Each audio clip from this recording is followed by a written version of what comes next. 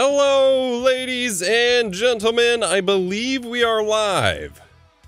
I believe live streaming is happening here on the Amazons and on the YouTube. Thank you, Southpaw, for the follow over on Amazon. If you're watching on YouTube, if you want to help support the show, this is AFK Chat, a show I do every Tuesday, 3 p.m., at least for the next couple months here. Go follow me on Amazon. Link is in the stream description. I guess I can also go ahead and pop this in chat. So for those of you watching both on YouTube and Amazon, thank you JH for the Amazon follow. The Amazon product queue below the stream only lets me add 40 products, and we are covering almost exactly 100 products today. Fairly quickly, I hope here. And so I will just be dropping affiliate links in chat on both chats as we go. I'm gonna have to actually pull on both chats as we I'm gonna have to pull up my Amazon chat separately here. That's not working. Go back. No! We are, as always with this show, I'm pretty sure at this point it's just a guarantee that this show in particular is always running a tiny bit behind. Not by design, although it's kind of appropriate for the nature of the show here. Alright, there we go. And for those of you watching in other countries, this is Prime Day for the United States. Unfortunately, Prime Day in Canada has been delayed. Well, I don't know what that means, but if you're unfamiliar, Prime Day is effectively a big summer sale, kind of like a clear out the warehouses kind of sale that Amazon does every summer. Usually, it started as a single day, it's now 2 days. So it technically started yesterday, and I started sharing deals on Twitter the night before last, you know, when it turned midnight for Monday. Go follow me on Twitter if you haven't already. But we do have quite a lot to talk about, especially for those of you who are streamers or content creators, because that is kind of what I focused here. And I have combed through thousands upon thousands of deals listings. I know I typically don't do these kinds of videos. Like, there's a lot of creators who, you know, who do the Amazon Prime sales and then Christmas Prime sales, and it's all obviously to generate some affiliate revenue, and, you know, earn some money and things like that. And I'm not always super comfortable with the idea just because it feels like a little too money grabby. But frankly, money's useful at the moment because the tax man is calling, and honestly, there's a lot on sale this time. Like, previous Prime Days don't always have the same degree of sales, and there's a lot for content creators and streamers that I want to cover. And so I actually, like, put in a lot of effort into putting this together. So I actually have a shop front that has a list of everything I'm going to be covering. I do want to point out that my goal is to identify deals that are actually like really solid deals, and I'm using a browser extension called Keepa, I believe it's called, which lets you track price histories for products and things like that. So you may see other streamers who cover specific products that, for example, you check and you notice wasn't actually on sale, and it was just kind of bumped up for a couple days or whatever. So I've gone through and actually made sure that I'm tracking that these things are actually good deals, and not every individual product's going to be a good deal compared to something from another brand. And so we're going to talk about some of the do's and don'ts for this, you know, make it educational on top of promoting the deals, of course. So we've got a lot to talk about. Thank you, Anichi, for following on Amazon.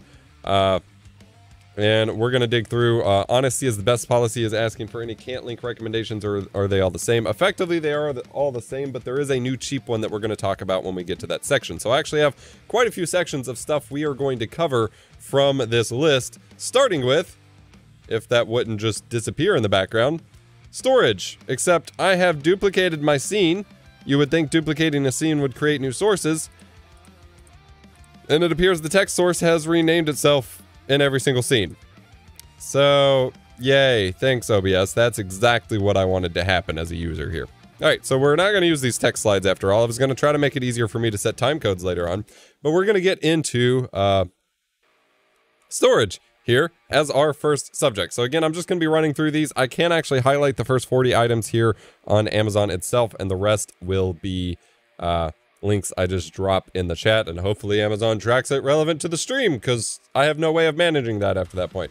But we do have a few SSDs I want to highlight, and this is where we're going to get into the good deal versus less good deal. So with solid state drives specifically, my personal rule of thumb, by the way, background music is courtesy of backingtrack.gg, and I also have an album featured on Amazon if you want to pick it up there as well. Free music for you to use in your streams and videos. My rule of thumb for SSD purchases is, generally speaking, if you want the best bang for the buck, to go for $100 per terabyte. So for most of your common drives, if you're just looking for the most storage per dollar, I aim for $100 per terabyte for a SSD, and that generally works out the best.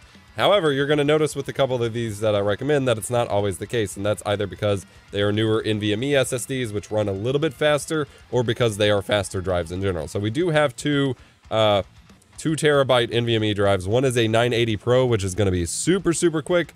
The other is a WD Blue SN550, which is still fairly fast rated, but not going to necessarily be as fast as the as the 980 Pro. These are NVMe PCIe 4.0 drives. Sorry, I'm trying to juggle chat at the same time, so this is going to be fun because I have to type all this out by hand. So these are PCIe 4.0 drives, which is why they're a little bit more expensive. It allows them to be a little bit more fast on newer hardware from AMD and Intel. So for example, the maximum read speeds on the 980 Pro here from Samsung is 7 gigabytes per second. Now you won't get guaranteed of that every time, and real world performance is a little different. This is the faster one. If this one goes out of stock or you just want a different brand, the WD one is here as well. However, honestly, while this is a sale for that particular WD drive, it is not as good of a deal as the Samsung 980 Pro. So this is what I'm talking about, how I'm going to kind of point out which drives are actually worthwhile or not. Frankly, $319 for 2 terabytes of a WD Blue is not the best deal. I would aim for $200, $250 for that. However, you can get, if you click over to the 1 terabyte model,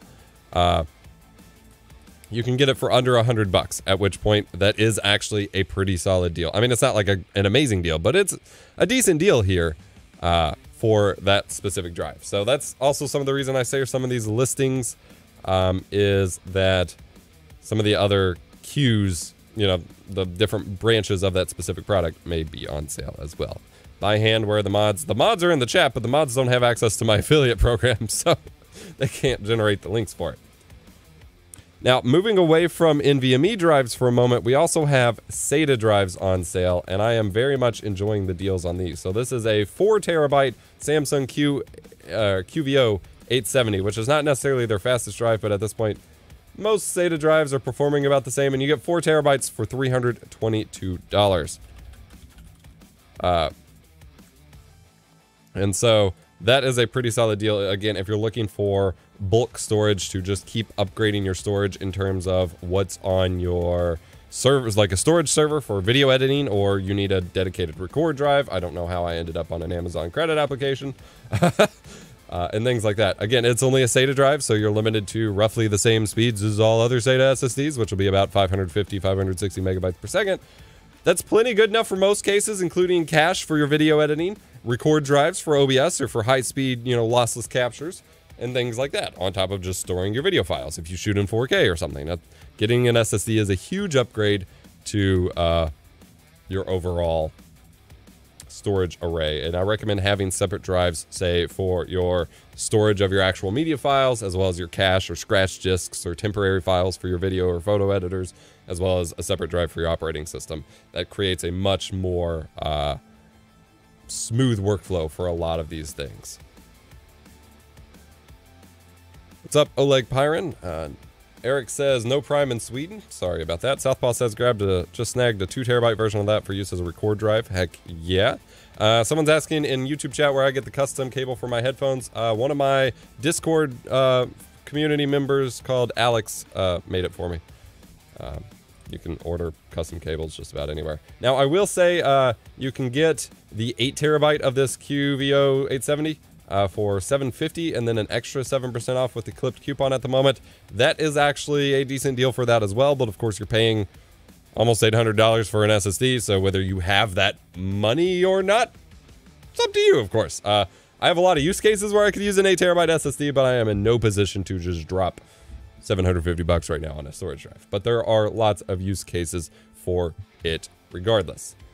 And yes, reuseful, I believe the connection dropout was just you. We've got a couple more SSDs I do want to touch on here, starting with a couple more NVMe drives. We've got the WD Black SN850. Now this is a 500 gig for $90, which is a little pricey, but these are blazing fast drives. I've actually, honesty is the best follow. See how do I follow in the Amazon app? There should just be a big follow button. But yeah, I've used the WD Black SN850s since 2019, I think is when they came out. I've had one or two in some of my systems, and for cache drives or for recording drives, they are blazing fast, and so that's why they're a little bit more expensive. You can get the 500 gig for $89.99 at the moment. I think the bigger models are not currently on sale. Yeah, you don't want to pay $200 for 1 terabyte. So 500 gig is the way to go. But I don't know why I keep clicking on that freaking credit card application. WD-SN 850 500G, paste link, bam. Thank you for the follow, Corey, or Cody, sorry. By the way, Crucial's making a decent deal on the MX500 and BX500. Don't spoil the stream, Oleg. I'm sorry, I'm saying that name terribly wrong. Don't spoil the stream, we're getting there. Spoiler alert. No, but we are getting there. But we got one more, a cheaper 500 gig NVMe drive, by the way. This one is not going to be anywhere near as fast as the SN850, but this is, if you just need storage for like a boot drive or something, 500 gigs great for a boot drive. This is much more affordable at $50 for 500 gigs, which falls in line with my $100 per terabyte pricing that I prefer. So Crucial P5, 500 gigabyte NVMe, bam. And again, as always, I work very hard for my channel and for the streams that we do here. So if you do use the affiliate links or the Amazon live stream links linked in the video description, that helps out the channel a lot. Now, moving on back to SATA SSDs, as someone pointed out, we did have, oh, somehow the links didn't work for them. That was weird. They didn't, oh, okay, I just skipped over it. So yes, Crucial has a sale on the BX500 SSDs.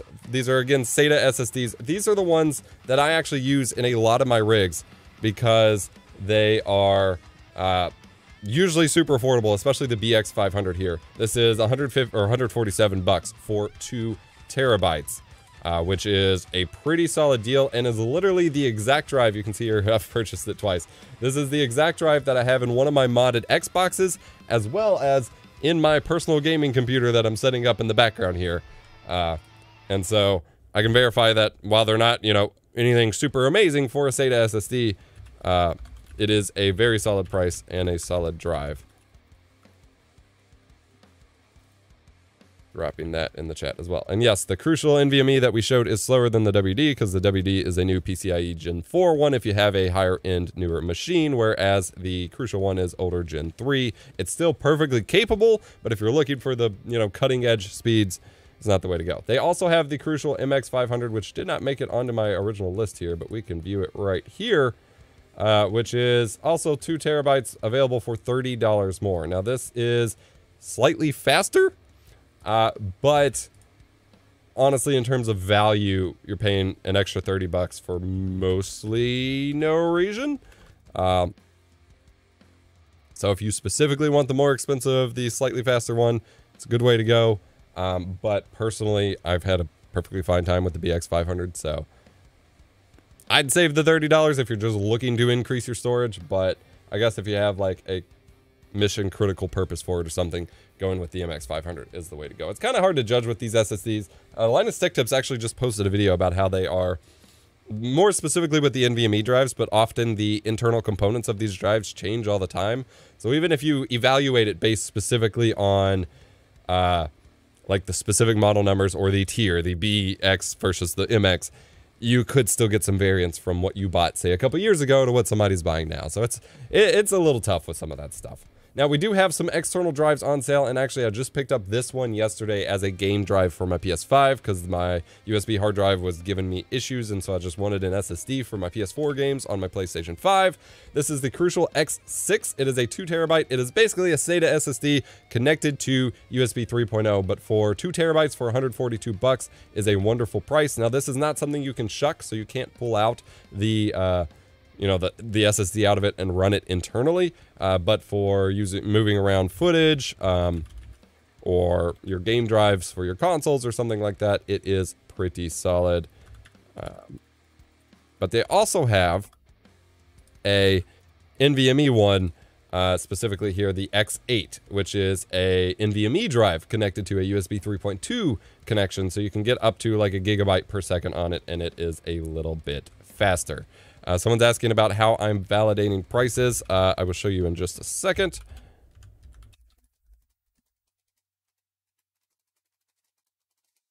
Got to play link juggling here. MX500 has DRAM, faster speeds, and longer lifespan. That may be the case. I've personally only ever had a singular SSD in my entire life die, and that was one from 2012.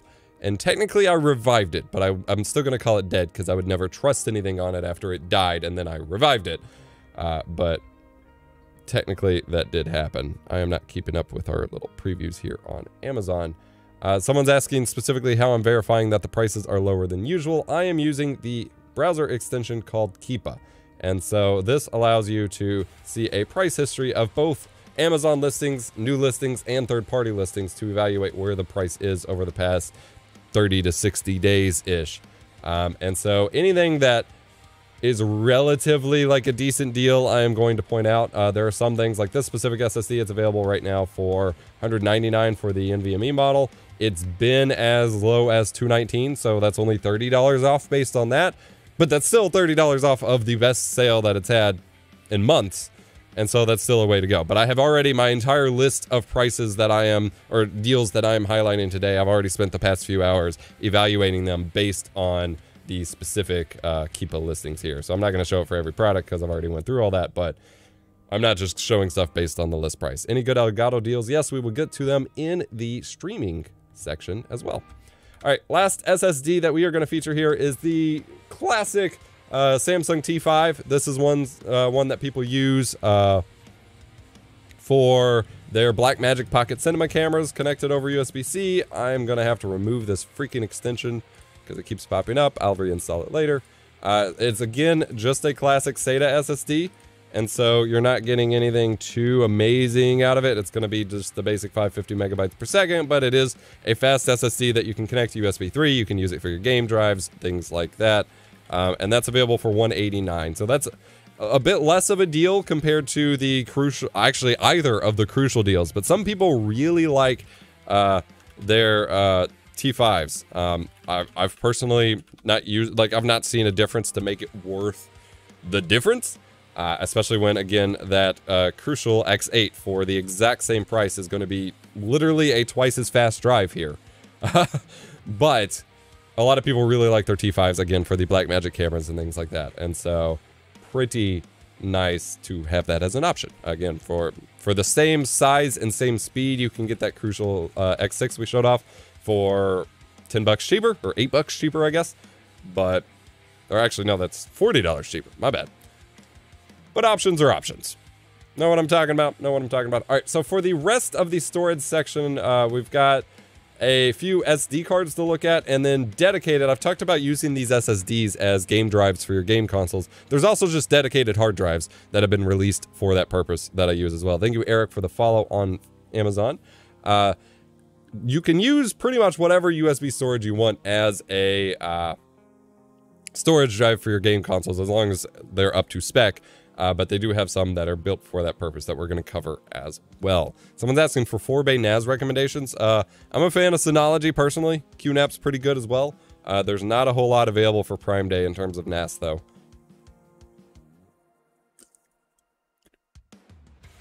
All right, in terms of SD cards, we have basically one of the different size tiers that I want to feature. And there are a bunch of different brands, so like SanDisk has sales on all their sizes as well, but in terms of actual value per gigabyte that you can get, these are the ones that I want to feature. So Samsung has the Evo 256 gig for $25.99, which is not the best price I don't think I've seen it at, but in terms of recent prices, it's gone down as low as $29.99, so it's not like it's an amazing sale, but it's a pretty solid size if you're been needing to pick one of these up. I use them for my GoPros and my action cams, as well as I use big ones like this for my flash cards for ROMs and things like that as well. And this is a micro SD, I want to point out. And this is an Evo, so it's a class 3. It's not going to be super fast for drones and things like that, but it's actually fairly decent overall. If you don't want a fast drive, moving up to the SanDisk Extremes will be a little bit faster, but you do lose out on, yes, this is live, Mr. Axor, you do lose out on some of the price value. So my goal here, you can branch off of these specific listings that I'm linking as you want to browse and choose for yourself. But my goal here is to provide links for the specific, like best value that you can get in a given category rather than the best performance. At least that's my goal. So here we have 128 gig for 20 bucks, which is not as good of a value as getting literally double the price for $5 more. But if you don't need that much space and you're looking to save every dollar you can, this is definitely a good way to go. And SanDisk micro SD cards are generally pretty solid overall. Moving on to a bigger one though, both companies, Samsung and SanDisk, have had sales on their 400 or 512 gig micro SD cards, but they are expensive. They are much more expensive than this for the 512 gig ones. Like the ones I was seeing were over $100. So in my opinion, unless you specifically need that amount of storage, the 400 gig model for under 40 bucks is the huge best way to go IMO for these, because you get 90% of the storage. You're losing out on 112 gigs out of 400. You know, you still have 400 for like a fraction of the cost, and it's a class 10. So generally these are the way to go. Are these good for Switch? As far as I'm aware, yes. I haven't verified that. My Switch has a 256 gig, I believe. But generally speaking, like the Nintendo Switch specific micro SD cards are just ones that Nintendo have paid to put their label on and they charge more for.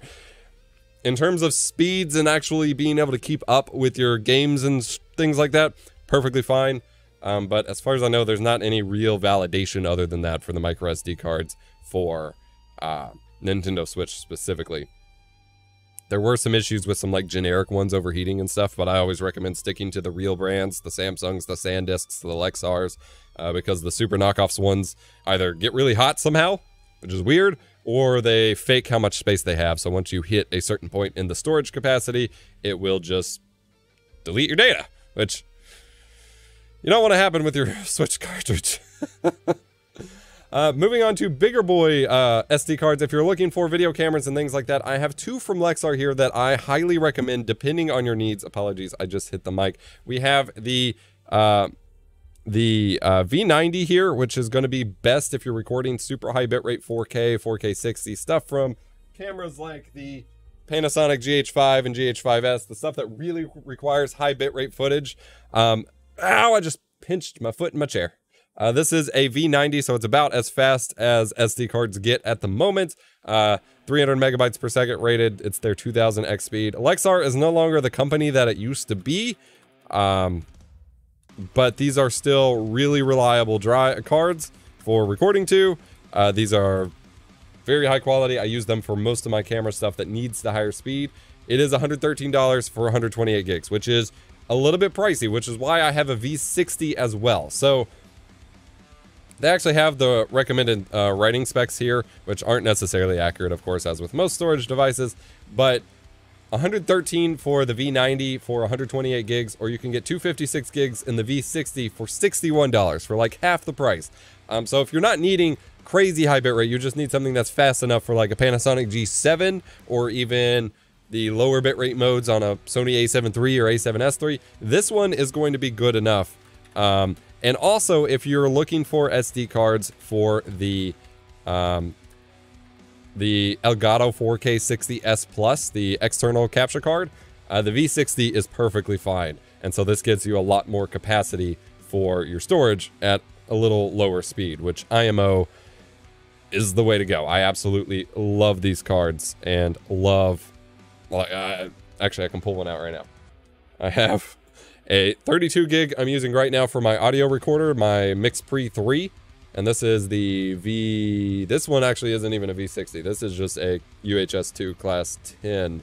And then I have a V60 that I use actually in my Panasonic GH5 and in some of my other cameras when I do need to record video.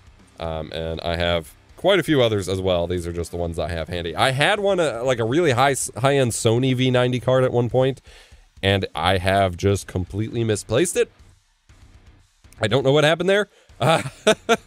So that's unfortunate, but the Lexar ones have served me really good overall. Now moving on to other storage drives as we wrap up the storage section here. These are specific USB external hard drives that are built specific. Well, that's not necessarily the correct language. These aren't built any differently than your average USB external hard drive, but they are designed visually with game consoles in mind. So this one, for example, is a 2 terabyte designed for the PS4 because it has the PlayStation logo, but you could totally use it on an Xbox. You can use them interchangeably. But 2 terabytes for $60 for an external hard drive, and for the original, the Xbox One to the Xbox One X and the PlayStation 4 and PlayStation 4 Pro, most of those games run perfectly fine off an external hard drive versus an SSD because they're made to run off a hard drive in the first place.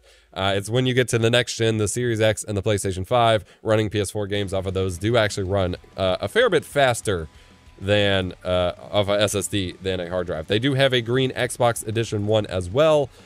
These are going to be 5400 RPM drives, to answer Honesty in the Amazon chat, which is also the speed that most of the drives in the consoles run at. Again, they also have a green Xbox One if you prefer that, but again, you can use them on whatever console you like. And in fact, I do believe I use the green Xbox One on my PS4 at the moment. They also have a 4 terabyte model for the Xbox One specifically. And the PlayStation 1, which is available for $85, which honestly, $85 for 4 terabytes of storage is a pretty solid deal, especially because that's double the storage for 20 extra dollars. Pretty solid deal there, I have to say so myself. So like I said, I am a fan of these. And again, you're gonna have a little bit of trouble when you upgrade to next gen. Now, I will say you can just move the drives once you're running them on the Xbox One and the PS4 up to the PS5 and the Xbox Series X, and it will play those games off of those drives without any changes other than downloading newer patches for it.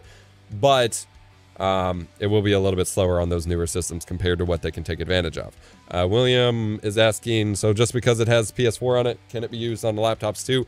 If you just use it on the laptop. So if you format it in a PlayStation or an Xbox for a game drive specifically for those systems, you then cannot plug it into a computer and use it as a computer drive. But if you just buy it and just use it as a computer drive, totally fine. Works just fine. So that is fine. I paid $150 for mine, 1 terabyte. Sounds like you had a bad deal. That's what it sounds like to me. All right, next up, we are covering monitors, and I have quite a few monitors that I want to take a look at here, and then we will get to lighting and streaming gear after that. And unfortunately, this is where we start running out of the queue that I can queue up here on Amazon, which is really unfortunate. I may have to go through as we're doing this live here and update my product list in the stack. I don't know if that will cause problems, however. But switching into monitors, I have basically a monitor from every category in terms of resolution to highlight here. So this is an LG, just a super basic 4K 60 monitor, but it does have power delivery over USB Type-C. So this is an IPS panel. It is display HDR 400, which is not a great HDR experience, but I will say I have used quite a few LG monitors in my career so far, both for video editing and for gaming, and they have been some of the best value 4K monitors that I have gotten, and so I've really enjoyed them, especially from their ultrafine model. And so this one's $379. It's got a nice white back. It's got two HDMI 2.0 boards, DisplayPort, and then a USB Type-C with power delivery, I'm pretty sure. Yeah, 60-watt power delivery.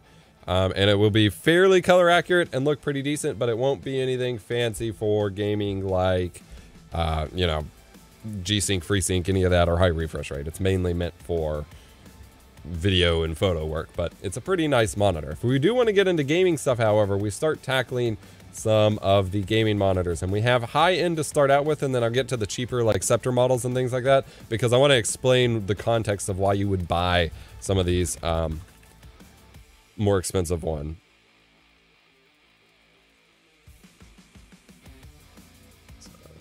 You cannot send sensitive information. Okay.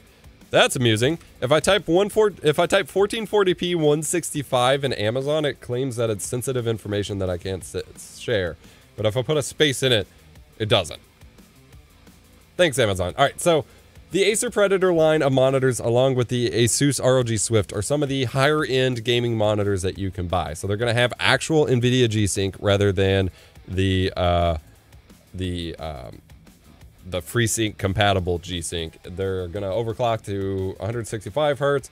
This one is IPS, which is going to be higher quality, a little bit more color accurate, and be a little bit faster, and just be overall a much more polished experience of a monitor. These are some of the more highly rated ones. It has ultra low motion blur. I don't think it has backlight strobing specifically, but they're really solid monitors. That being said, they are not the best option. Like, if you want the most ballin' gaming experience for 1440p, you know, 165 hertz, this is the way to go. But it is definitely an expensive, it's definitely an expensive monitor. If we pull over to some of the others, we start to get better deals. So the Acer Predator is $419 for 1440p, 144 hertz that you can push to 165 hertz. Probably thinks it's a zip code. You're right, Derek.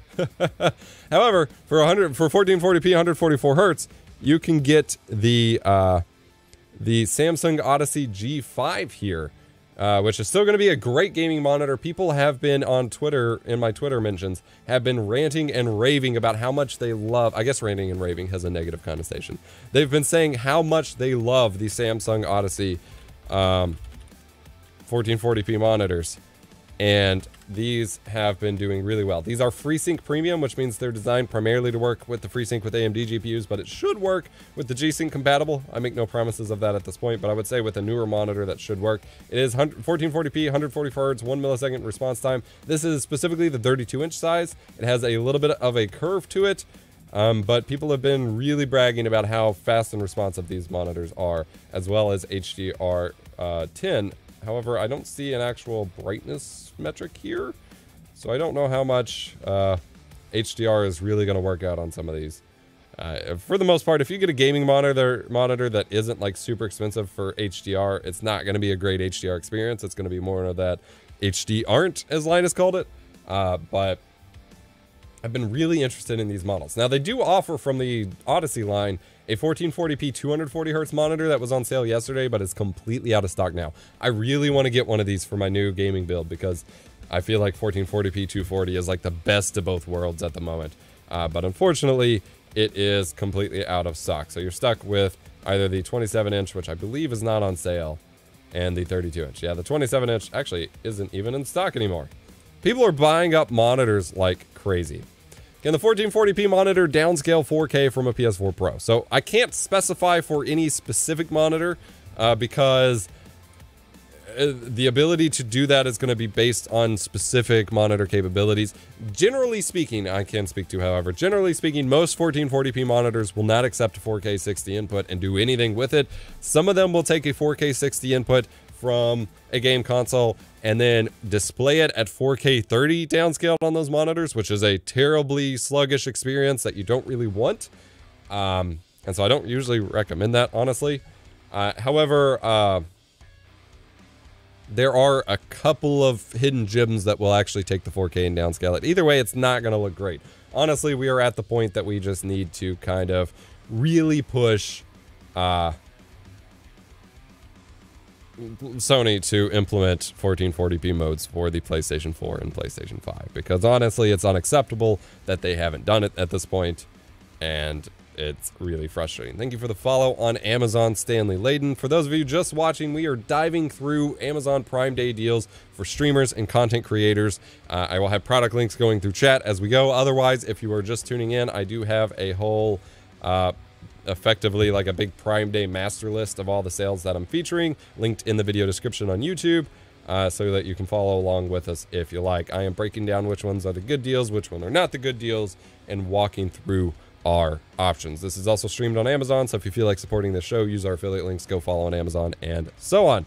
Moving on, we have another monitor from LG. This is another 1440p, 144 hertz monitor. This one is G-Sync compatible, which means it's still technically running FreeSync, but it will work with G-Sync and for the most part be almost an exact identical experience. I'll have that linked in chat as well. And this one's available for $284.99, which is actually a pretty solid price for what you're getting here.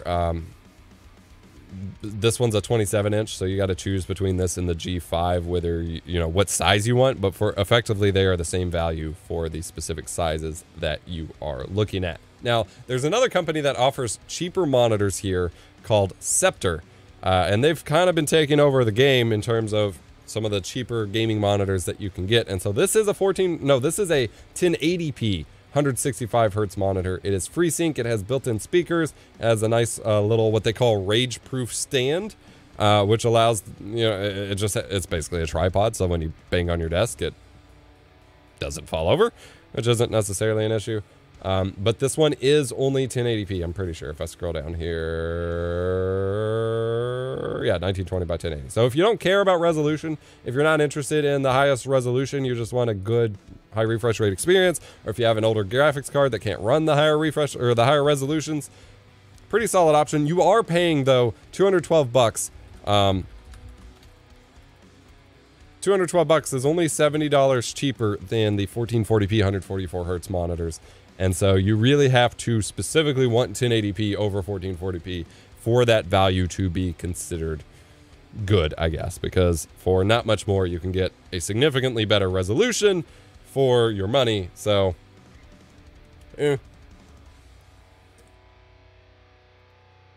We have a lovely 1080p 240 hertz monitor though for the same price as the 1440p 144 hertz monitor at $298. So like $10 more, but you get 240 hertz instead of 144 hertz, which is going to be great if you play esports games, because again, this is just 1080p.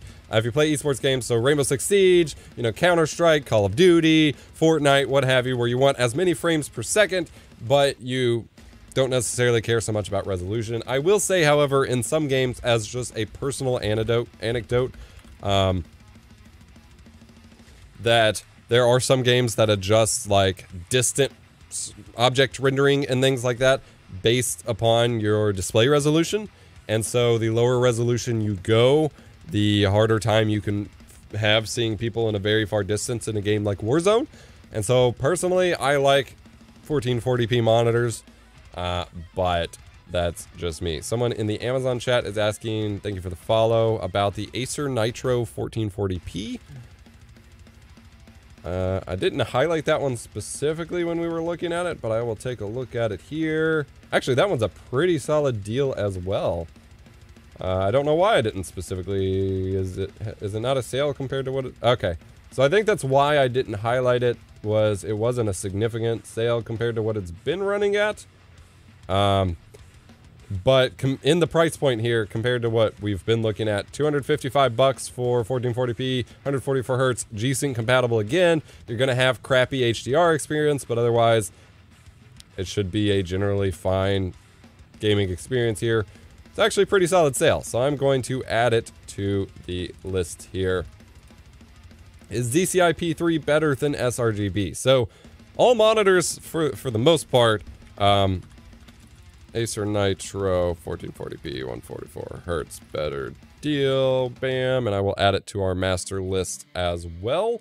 So overall, in terms of those color space listings, it's not a matter of which is better, because most monitors are like, when you connect a monitor to your computer, it's going to be connected in sRGB. Like, that's what your desktop and everything typically renders. When they list a spec like 95% or 100% DCI-P3 or sRGB coverage, that's in terms of the theoretical ability to recreate a color space for, say, video editing or color accuracy or things like that. You're still going to be able to display all of it, so it's kind of dumb. Like, what they're listing here is the delta E is less than 2, which means the variation from the colors that these things are supposed to be at is fairly high. But whenever they highlight it, especially in a product title like on this monitor here, that just means that they're choosing to list the spec that the monitor performs the best at, and not necessarily that that spec is the best one to go with. So in terms of just normal use, you're primarily gonna see sRGB content from YouTube, your desktop, things like that. But yeah, someone's asking about the Acer Predator. We looked at that earlier in the stream. I would say overall, especially if you care about the G-Sync experience, the Acer Predator monitor is going to be the better experience, but for nearly twice the price. I don't know if I can recommend that, because the Nitro is just G-Sync compatible. So that's the main difference. Like, G-Sync adds a significant tax, which is why you don't really see a whole lot of monitors with native G-Sync support anymore, because now that FreeSync works with G-Sync on NVIDIA GPUs, and for the most part works identically, there's no reason for monitor manufacturers to add in that extra cost for them, and then to reduce the sales that they could get by adding that cost to consumers, because people aren't necessarily going to pay it. There's no reason to. Someone's asking what my thoughts on the Scepter are for PS5. So the 240 Hz Scepter monitor is going to be completely pointless for the PS5 because it doesn't output 240 Hz. But the cheaper Scepter that I'm highlighting now, the 212 one that is 120 Hz, that one is perfect for the PlayStation 5 because PlayStation 5 can output at 1080p 120, and you're not paying for something that you're not going to get use out of. What's this awesome music I hear playing in the background? That is backing track. And that is some background music that we released here, free to use for streamers, YouTubers, content creators. I even have an album listed below our Amazon stream. Yeah. Heavy metal, rock, royalty-free, free to use, etc. All right, we got a couple more monitors I want to cover before we move on to the streaming tools. This next one is a big boy, and it's expensive, but it's actually on a pretty solid sale, at least when I checked it earlier. It may not be at the moment. Some of these Prime Day deals seem to have changed. So, yeah, this one actually is no longer on sale. Never mind. Okay, here we go. Here's one. So this is a 32:9 monitor from Scepter. Again, like I said, they are putting out a ton of monitors at the moment. I'll have that link in chat. This is a Scepter 32:9, which means it is two 1440p monitors glued together side by side. So it has a resolution of 5120 by 1440, which is just 2560 times 2. It goes up to 120 Hertz, so it's like having two 1440p 120 Hertz monitors stuck side by side together, which is just bonkers. It's got, you know, DisplayPort, HDMI connectivity, all of that jazz. And it will work at 60 Hertz, of course, if you need to run that for some reason. You can also just hook up to HDMI inputs and run it as two separate monitors if you need to. It is, however, 49 inches. So we're talking, like, if I come out here, like, this is going to be a big monitor on your desk. But for the price, it is massive. But $800 is actually it's not the most amazing sale you could get on a monitor, but it's a pretty solid price for it. And in terms of value compared to some of the other monitors, like if this is the kind of workflow you want, it's pretty awesome. I do have an ultra-wide monitor off screen here next to me. It's only a 21:9, not a 32:9. I will say the gaming experience at ultra-wide is pretty nice for games that work with it, but if you try to do any content creation or anything like that, you're going to have a lot of trouble managing all of that with ultra-wide. So, well, specifically if you do content creation that records the screen, be it your games, desktop recordings, what have you. If you're just doing video editing on it, this one probably isn't super color accurate, but in terms of timeline space, you got a lot of that. But in terms of like screen capture and stuff, it becomes a big headache to use ultra wide in that regard. I actually have a whole video up on my YouTube channel about my experiences as a content creator using ultra wide if you want to learn more for yourself. PCJ just joined, so I'm behind. Anything good for a 4K gaming monitor on PS5, Xbox Series X? Yes, just going back real quick, just because you asked nicely. We have the LG Ultrafine for $379. There's probably a couple that are a little bit cheaper on sale at the moment, but this was the one that was the best in terms of like stock price versus Prime Day price. This one was the best deal, and LG makes really solid stuff.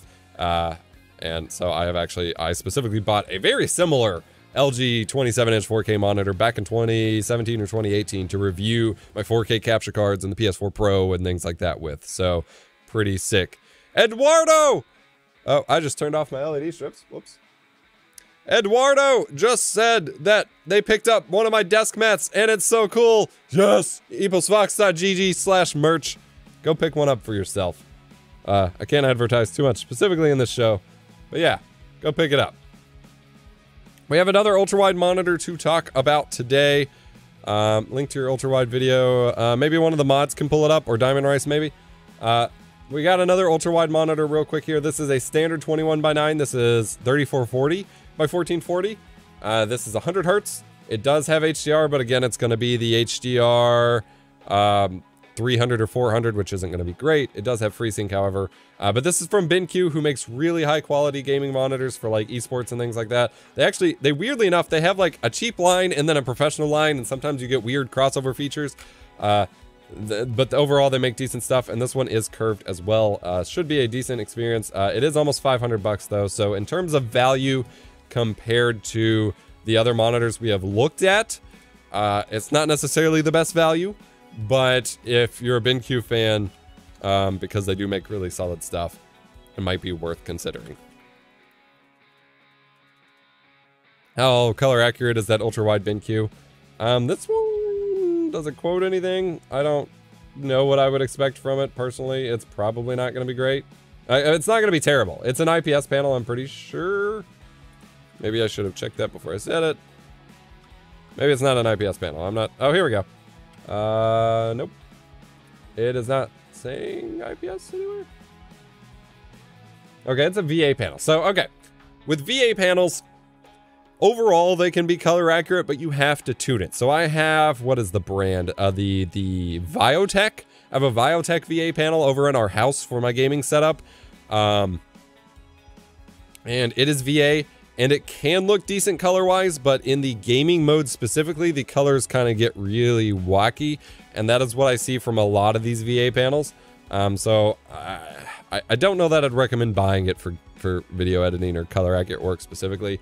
I would look for an IPS, but with some calibration and the right mode, like if you swap between a photo mode and the game mode on the monitor itself, depending on what you're doing, you'll probably be okay. But it's definitely not going to be a specific, like specifically color accurate monitor.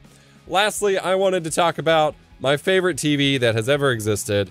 And this isn't a Prime Day specific sale, but they are in stock again and at a decent price. This is the LG C1 OLED, and specifically their 55-inch model is available for 1,500 bucks, which is what the previous CX was going for on sale, so it's already like on a decent sale. These are the best. I feel comfortable and confident saying these are some of the best TVs you can buy pretty much ever.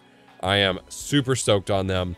I have one in my studio way back there, turned off at the moment, that I use for my next gen gaming and things like that. It is incredibly high quality. If you haven't bought a super high-end TV before, it is the best TV experience you will ever have had in your whole life.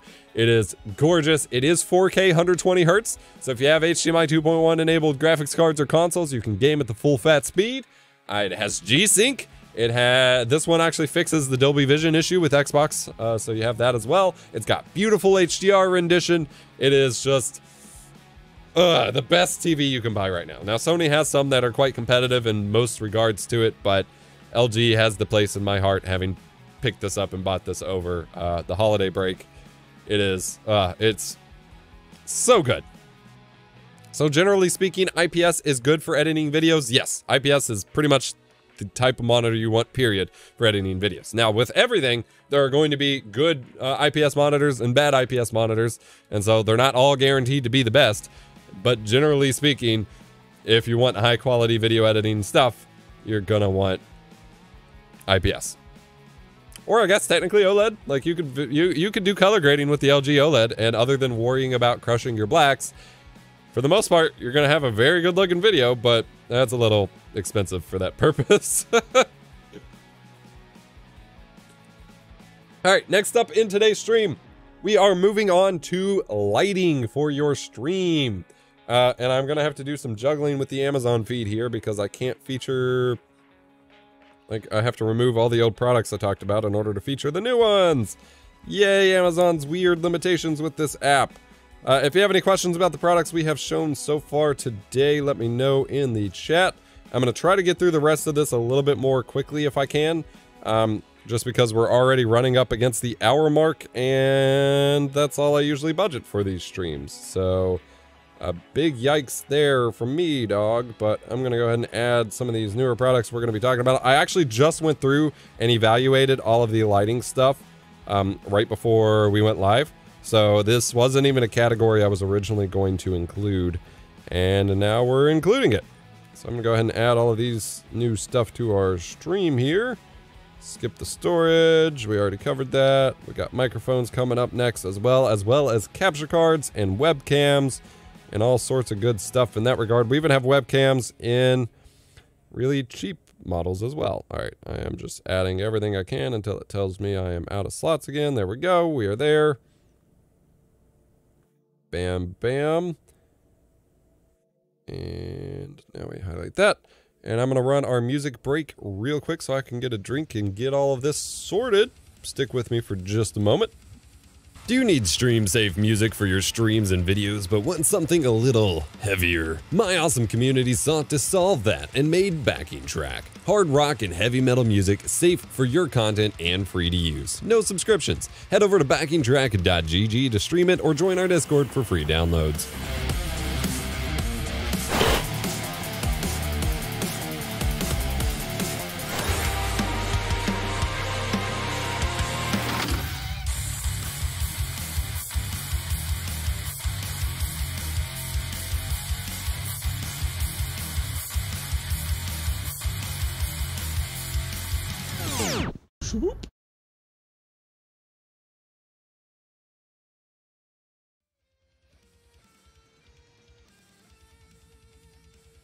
Those asking in the YouTube chat, yes, the VOD will be up and able to be rewatched, and I will go back and add time codes and all of that. If you get subscribed, go follow me on Amazon and hit the like button on the video. Only then. If you don't do that, you won't be able to see it. Anyway, we're going to thank you for the follow on Amazon, Jason. We're going to be talking about lighting for this section of the feed, and I'm going to go through these fairly quickly just because I need, like I said, I am a little pushed for time, and frankly, I haven't evaluated a lot of these, so we're going to be covering some of the more budget options that are try it out and see if it works for you. This first one was actually a recommendation from one of you in on Twitter. As I was posting my list of stuff, they said they got a good deal on this and I wanted to check it out. So this is a super big, flexible, rollable LED panel that is bicolor, so it'll do daylight or tungsten color or in between, which is pretty useful for putting up in corners or just putting on a light stand and using as a big key light or what have you. Going to be easy to diffuse and easy to travel with. Available for $119, which is actually a pretty solid price for one of these style rollable LED panels. It is a little more than a foot tall, or a foot and a half tall by 2 feet wide, which is going to be pretty tall for a key light and should look pretty sweet as well. Next up, we have the ephemeral Elgato key light, which is not the tab that I clicked on here. Where did it go? There it is. The Elgato ring light is on sale for $138.99. It is usually $200. I don't personally use this as a key light for my face, although a lot of people do. A lot of people like the ring light look. I'm personally not a fan of it. However, I use this, and actually I have, funny enough, I have a completely unopened one. Oh no, I almost dropped a phone. I've got a completely unopened one sitting here for a project that I'm working on right here. It's been sitting here for a couple months now, though. But I'll get to it eventually. I use them for overhead mounting for Pokemon openings, for Pokemon card openings, for product unboxings, things like that. Mounting it above around a camera that's pointed down gives you completely flat, even lighting on your surface for doing unboxings and things like that, or Pokemon card openings, and it looks phenomenal. So I highly recommend it as a much better light source for that purpose, and specifically for that purpose, you get the camera mount in the middle of it, which makes angling the light a lot easier. And so that is another reason that I like it here. Yes, we will be talking about microphones as we go. Someone's asking if blue light glasses are a gimmick. So they're not entirely a gimmick. I actually used to use them quite religiously. They are super helpful if you stare at screens for a very long time. They can help reduce eye strain. I do recommend just getting an LED backlight for your monitor, however. That sounds really dumb and gimmicky, but actually having a backlight behind my monitor rather than just the wall or whatever actually helps with my eye strain quite a bit. And then there's a lot of software options these days for blue light reduction, either built into monitors or your operating system. I believe both Windows and Mac, and I think even Linux now, have software options where you can just schedule it up, and if not, there's an app called Flux, f.lux, that you can use for it as well. So I already have a full review of the Elgato ring light up on my YouTube channel if you want to check it out. Pretty solid light. I, of course, do recommend it. Moving on to other lights here, I was pretty stoked to highlight a couple of these. We'll be talking about webcams in time, A.O. But moving on to other lighting. So we have a couple of these newer lights that are effectively Elgato key light knockoffs. So it is the flat edge lit diffused panel. It's not going to be as high quality as the Elgato key light, but they have even cloned the actual desk stand here, which is kind of the big selling point of the Elgato key light,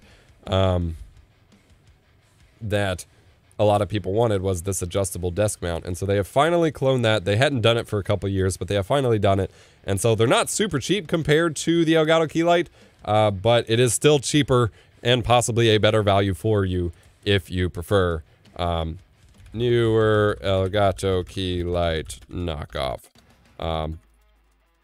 So for that kind of product, especially to come with a remote, to be remote controlled, you obviously can't control it from your Stream Deck like the Elgato Light, but if you have a remote, that mostly serves the same purpose and gives you nice little bicolor flat diffuse lighting for your desk. There's also where did my tab go? A 2-pack here, available for $154, so that's a little bit of a better value. If you were 2-pack. If you want to pick up 2 for sure, rather, you know, save yourself a little bit of money there and save an extra $50. Although I believe those might have been slightly lower power. Let me pull the old one back up here. No, they're not less power. So yeah, again, they're going to be bicolor. They come with a remote. I believe the same remote will be able to control both of them, which is handy. And you can mount them on your desk. That is obviously a complete exaggeration of how big that is. 18 inches, and that is clearly like a 27-inch monitor, and that light is almost as big. Well, maybe it's not. I feel like that's an exaggeration of how big that light is. It's obviously like a Photoshop job anyway, but a bad Photoshop job. But yeah, do those flat ones, do they give off a lot of heat? They don't. For the most part, LED panels don't give off a ton of heat, especially compared to like CFI bulbs or something. But they will generate some. You're not gonna. You're over time, you could feel your room heating up overall, but like you're not gonna feel like you're being hit with like a heat ray or anything like that. Philips Hue, just for the person in chat, because there's always that person who's talking about it. Philips Hue is terrible for video light. Not only are they completely not color accurate, but most of the Philips Hue light kits, be it the LED strips or the physical lights, run at a 50 hertz refresh rate, which causes all kinds of flicker issues and like scrolling refresh on camera, and is terrible to show on camera. Some of the newer stuff has fixed it, but most of their stuff still runs at that weird refresh rate. That is like, it's great if you're just using a webcam and you're not concerned about quality, but once you start using real cameras and stuff, it's really not a good option, and I can never sit by and recommend it because of that. Next up, we have a couple RGB tube lights. Steggy says maybe the first one is just very small. Small boy. Now, these are going to be, this one specifically is a little bit small compared to what I like. And these seem super gimmicky, but honestly, like some of my favorite product shots and B-roll that I've been able to do have been using these RGB light ones. I specifically have the YN 650 that everyone got a couple years ago. I forgot the exact brand, but they're all knockoff brands or whatever.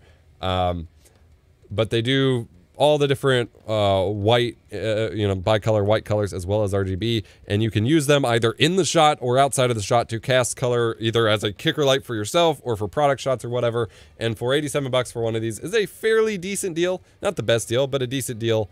And is one of my favorite ways to spice up your product shots. But there's also a longer one that I wanted to feature here that I do not. Here it goes. This one's available for $148, so it is more expensive, but it is a longer stick overall. 47.2 inches is pretty tall. And again, this one's controllable via an app. It charges over USB. It has a remote. It'll let you do all of that. So that'll let you get the bigger scene shots or do the like Harris Heller, have the RGB bars in the background if that's your look or whatever, that I prefer.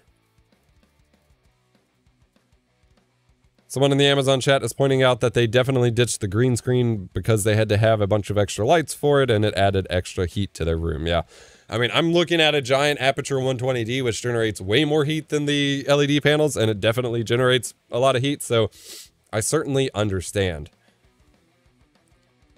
Then get to new followers. We keep getting a couple followers that are just Amazon customer, but you are still appreciated even if you don't have a name.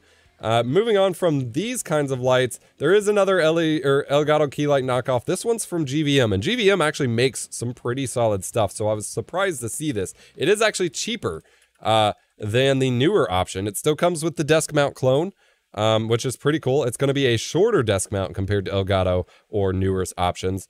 It's only a 10-inch round light, but it's a round diffuse light source like that, which is still going to provide you a high quality key light, if a little bit smaller, and you can control it via an app. So again, you can't control it through a Stream Deck, but you can control it from your phone still, which is pretty cool. I'm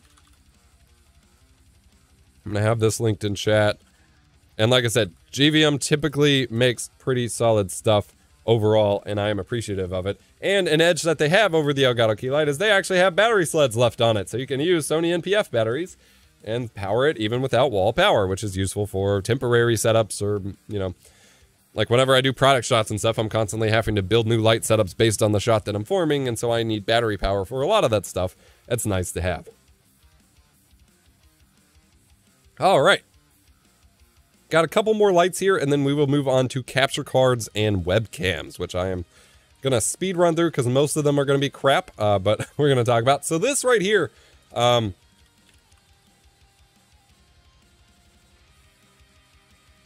going to go ahead and drop this in here. This is effectively a Aperture 120D kind of knockoff.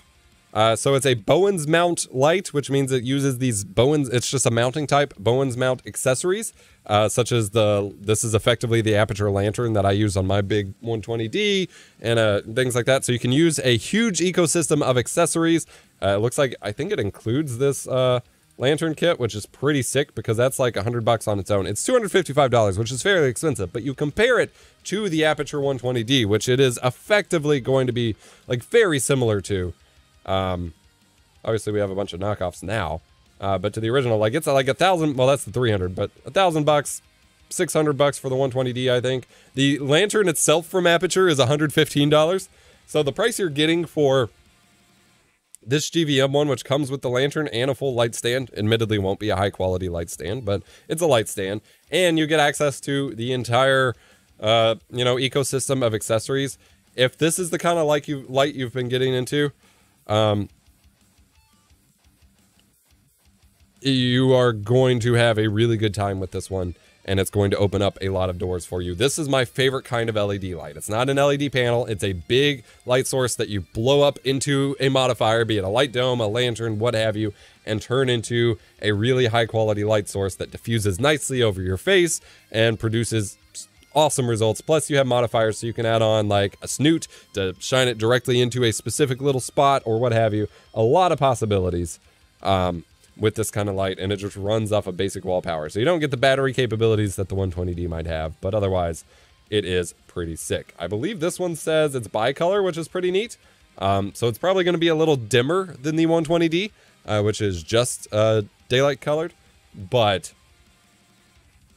pretty solid deal for what it is, even if it's on the more expensive side. Now, of course, you do have these cheap little ring lights for your webcams are on sale. I wanted to highlight this one because I get people talking about this all the time.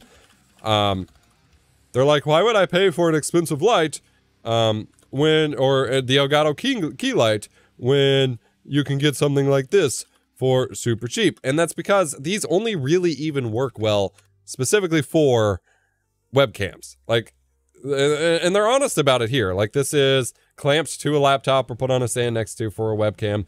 Webcams are going to be able to use that light because frankly they can't use big, super bright light sources super well in the first place. And so webcams are going to be able to use this and look decently fine. But once you try to upgrade to a real camera, a mirrorless, a DSLR, even a GoPro or what have you, you're going to have issues. And these are going to die pretty quickly. They're going to start flickering or have a dead LED. Like, in fact, some of these pictures show a dead LED in the picture, which is freaking hilarious. So you're gonna be swapping them out pretty soon. But as a stopgap for 17 bucks, as you're still using a webcam and you're just doing teaching, video conferencing, what have you, if you're not doing a big broadcasting setup, perfect. It's probably all you need. Ryan in the Amazon chat, looking for most bang for buck, FPS mostly, preferably 27-inch. Would you suggest 144 hertz, 1440p, or 240 hertz full HD? If you're not super, just to talk about monitors again real quick, if you're not super into like hyper competitive pro level play, first person shooters, I would say 144 hertz 1440p is the way to go, because you get a much nicer image for general gaming, because not every game you're going to be able to run at a high refresh rate like 240 hertz. But you still get a high refresh rate for first person shooters, whereas the 240 hertz, you're not going to run a lot of games at it, and then you're going to be limited in resolution and overall image quality as a result. So personally, I recommend 1440p 144 hertz myself. That's my take. All right, that wraps up the lighting section. Now we're going to move on to microphones, which a lot of people have asked about, and we have some really surprising deals today on microphones. I am going to be right back really quick. Someone's asking about the microphone I am using. It is the Electro Voice RE20 Black. Yeah. All right, give me just 1 second here.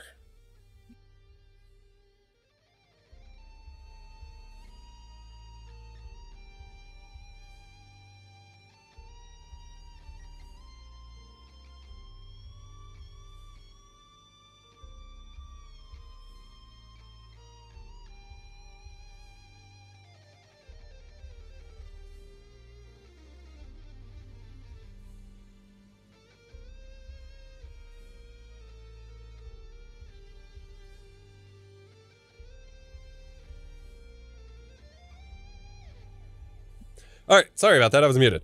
First and foremost, we have a microphone that I usually don't like recommending because I haven't tested, but is a super cheap microphone, and overall the company themselves make pretty solid products, which is Maono. They make the Maono Caster, which is a little USB mixer, and a couple other things that I want to check out in the future. I have them in hand, I just haven't gotten around to reviewing them. This is a microphone for 48 bucks. It's a USB Blue Yeti clone, kind of little USB condenser microphone. It's not going to be amazing, but it should be fairly high quality. I will probably pick this up at some point. I don't think I am available to at the time. And there are extra promos if you want to bundle it with other types of microphones as well. If you want to bundle up and save even more money. And for 48 bucks, pretty solid deal if you just want a super cheap microphone. We got a super chat from How To Bachelor. Love the content. You're my go-to for creation. Thank you so much. Hope you're having a great Tuesday. Moving on from that microphone, though, we get some really interesting deals on some mics from some name brands that you recommend. I mean, obviously, or that you recognize. Obviously, this one looks physically pretty great. But we move on to the Razer Siren Mini USB is available for 40 bucks, which is only $10 off the price of when I reviewed it. So it's not a huge sale, but I reviewed this quite favorably, especially alongside the HyperX SoloCast, which is effectively the same microphone repackaged by HyperX. But for 40 bucks, this is a killer deal. Just overall in terms of the, I messed up my link there. In terms of the value per dollar of getting a high-ish quality condenser microphone that's super portable, it connects over USB, is plug and play and easy to use. You don't get the, you know, the headphone jack on it or anything like that. But compared to the typical $40 recommendation of the Blue Snowball, this is gonna beat it out quite significantly in my testing. Like I quite enjoyed this one. And so while it's not an amazing sale over the list price, it's not going to be an amazing, like, beat out $300 microphones. If you need something to start with, you could theoretically get away with just using this forever and never really even upgrading for your YouTube career if you have your expectations set appropriately and are willing to work with it. Now, if you want a bigger boy microphone, Razer also has the Siren X, which is a much bigger microphone.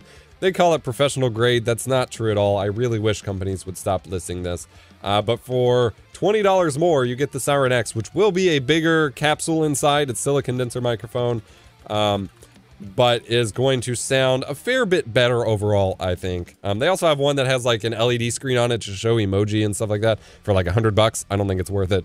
But this one's just a basic one that has a gain and a mute button, connects over USB. Pretty solid. It also comes in other colors, although I don't think those are on sale. Yeah, they are not on sale, but for half off compared for the black one compared to everything else, this starts to get pretty solid. However, we have not gotten to my favorite mic recommendation yet, which is more expensive. So I'm recommending these first because I think some of you are going to lean towards this more so than the more expensive microphones. But stay with me here. There's two of them. I'm gonna go with the worst deal first, which is not as in the worst deal ever, but a worser deal than the first one, which is the Elgato Wave 3 paired with a pop filter. So the Elgato Wave microphone, I reviewed on my YouTube channel. You can go check it out. I reviewed both of these quite favorably. So there's the Wave 1 and the Wave 3, and in terms of the actual microphone and audio quality and most of the features, they are identical. However, the Wave 3 has more on-microphone controls. Now, for 150 bucks, you get the pop filter included, which typically you have to pay extra for. It's actually pretty nice and seamlessly integrated. These are great microphones. In fact, I will stand to say that the Elgato Wave microphones are some of the best sounding in terms of just raw audio reproduction USB microphones you can buy, period, for out-of-box just recreating your sound and sounding pleasant to your ears. They are terrible at background noise rejection, however. So they are condenser microphones. They are incredibly high quality, but they are not great at rejecting background noise or you know, anything like that. So your keyboard sound, your air conditioner running or whatever, you're going to have to use RTX voice or something like that in order to actually get rid of that sound. But this is a solid deal and they are incredible microphones. Not only are they great microphones in terms of the sound quality, they come with software that is effectively how the Go XLR works. It has a virtual audio software that gives you virtual audio devices in Windows, which you can assign your game, your music, your Discord, everything to separate audio devices and mix them separately for your streaming and for your headphones. And it's an incredible value being bundled in. Now, this is the Wave 3. It's a bit more expensive. The difference is you can control different volume levels and mix levels directly on the microphone. However, the Wave 1 is the exact same microphone without that on-microphone control. It still has the amazing software. It still has all of that available for just $100. So it'd be about 125, I think, for that plus buying the pop filter separately. So maybe the extra $25 to get the Wave 3 is worth it to you. But to me, $100 for the Wave 1, especially because you can just angle it right or push it further away to not worry about a pop filter, at least at first, is the best value. This did not launch at $100. This launched at $130, $140. At $100 base price, which I think I even said in my review, for $100, this would be way more easy to recommend. This beats out every other USB microphone you can buy for $100. No cap. Like, just straight up beats it out by a long shot. The software, the quality, the voice reproduction, you can use it for voiceovers, for audiobooks, and for streaming. Like, it is that good. Other than, again, the background noise rejection. You're either going to need serious sound treatment, proper placement, or running noise suppression like RTX Voice to clean it up, which I've been using for this whole stream, so RTX Voice is pretty solid. But this is the mic to go for. And I'm kind of disappointed that in terms of the amount available, it's only available for the next 4 hours. Only 18% have been claimed, because this is by far the best value of Prime Day in general for streamers, I think, that you can get. Which sounds pretty crazy. They're not paying me to say this. I am working with 0 sponsors for this stream other than myself with the backing track stuff. But this is the deal, in my opinion. Someone in the Amazon chat asks, I'll be streaming soon with the Zoom H2N. I think it'll do better than that Wave 3. It's been a little while since I've looked at the Zoom recorders. Let's pull this up super quick.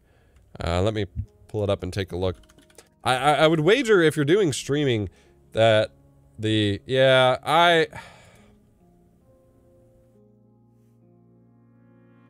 I've not heard it, so I don't feel comfortable making a call on the H2N. I haven't heard it myself, but I would personally say that you're going to have an easier workflow using the Elgato Wave. And the overall sound is probably going to be pretty comparable. So if you already have the H2N, probably stick with it. If you're looking for a dedicated setup for that desktop streaming purpose, the Wave is probably the way to go. I also wanted to mention, if you're looking for another cheap microphone, AverMedia has their older USB mic, so this is not the dynamic mic. This is their condenser mic. Available for $79 on sale plus $20 off with the coupon. So that makes it $59, which drops it from the $100 microphone tier down to the budget category, at which point it does actually perform pretty well. In the $100 plus tier, it doesn't perform as well as the Elgato Wave for 99 bucks, but dropping it down to $59-ish is definitely, it's a lot more serviceable in there. I have it in my tote of microphones for review and stuff, but I've never done a dedicated review on it yet, and it's old enough that I don't know that that would be worth it. So that wraps up the microphones for this one. I didn't see a ton on sale, unfortunately, but that wraps up the microphones for this section of the Prime Day stream. However, we do have capture cards if my Amazon list will cooperate here. So I may have to update our link here, but we have capture cards, and then we will get into cameras and webcams. I'm going to go ahead and edit our list here so the Amazon feed will not be too far behind. I like keeping you guys up to date. Actually, everything should be good. I'm going to go ahead and remove the lights here. Bloop, bloop, bloop, bloop, bloop. That way everything stays organized, and I can add the webcams that we talk about in a little bit. So this is really, like, I have enjoyed, for the most part, my Amazon streaming experience, and what we've done, and your all's response to it has actually been fairly supportive, and I'm appreciative of that. But the way they have it set up all through mobile and everything is honestly not been a good time, as someone who is a desktop guy. And because juggling 100 products through a mobile app that only allows 40 at a time is just a miserable experience. But anyway, I really appreciate you guys watching here. We will talk about the AverMedia Duo in just 1 second accuracy as we get to it, so just hold on 1 sec. Getting to capture cards. AverMedia technically has capture cards on sale, but they're not listed as Prime Day deals. Instead, they have added specific coupons. So I get the feeling that they did not get looped into getting to work with Amazon for Prime Day or whatever, but they do have their capture cards on sale. So they have the Live Gamer Ultra available for $179, or actually $169, which is a really good price for it. If I can find it in my feed here, this is, there we go. That's the mini, that's the, there it is. So it is $199 on the default sale, but it is available with a $30 coupon, which makes it $169, which is a wonderful price for it. Just make sure you clip that coupon.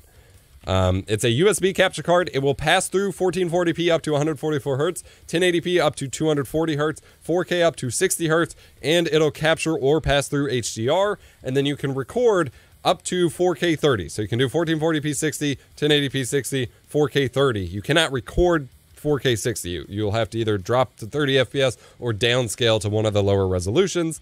But it will pass through HDR, and you can either capture an HDR in their program, or it will automatically tone map that HDR to SDR in OBS Studio, which is pretty cool. It does not support their multi-app capabilities, unfortunately.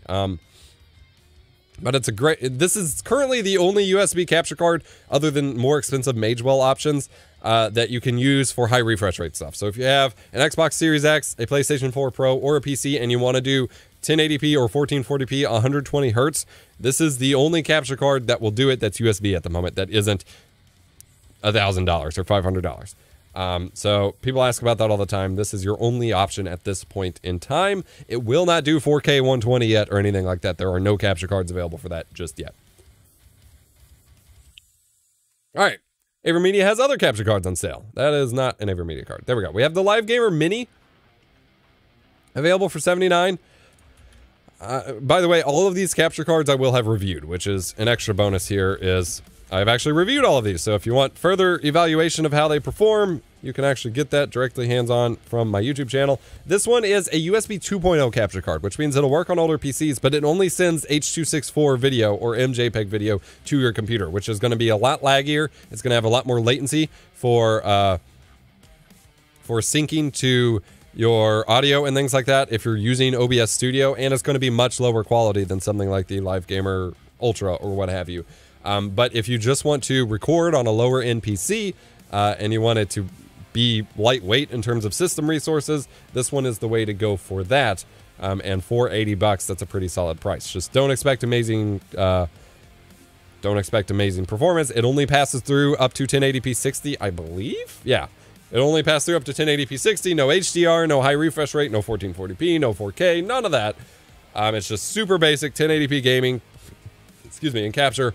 And again, I would not use it for a camera specifically because of the latency issues. And you can see my full review for more details on that. Next up, we have the Live Gamer Duo, which someone was just asking about. This one is available for $224 or $225, I guess technically, which is a pretty solid price for it. I no longer see it in my Amazon queue. Man, this is dumb. Yeah, it's not in here at all for some reason. I'll just put it on the Live Gamer 4K listing. So this is a pretty interesting capture card. Again, I have reviewed on my on my YouTube channel website soon that I reviewed quite fondly. It is a capture card that has two inputs.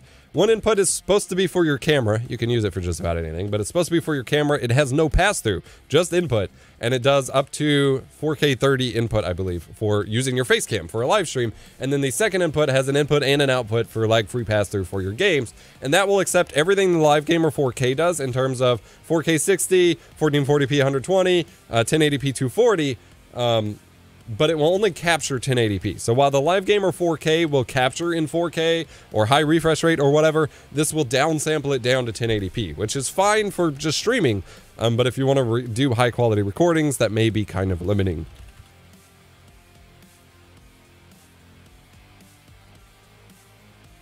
So that's a pretty solid price on that. And again, you can check my YouTube channel for a review of it. They also have the Live Gamer 4K on sale for basically the same price, because actually for cheaper. It is $232 right now, but you have an extra $20 coupon, which makes it the best value capture card you can buy at this point in time.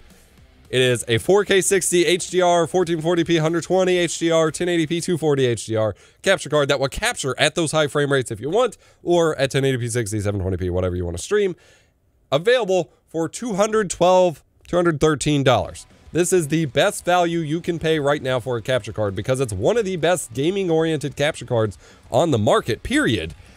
And this is an absurd price for it. So, while the Elgato Wave microphone was the best value product overall for streamers, this is the best value capture card specifically that you can buy. And I have covered this in spades on my channel. But this is one of my favorite capture cards, and this is an incredible price and value for it. So definitely check that out.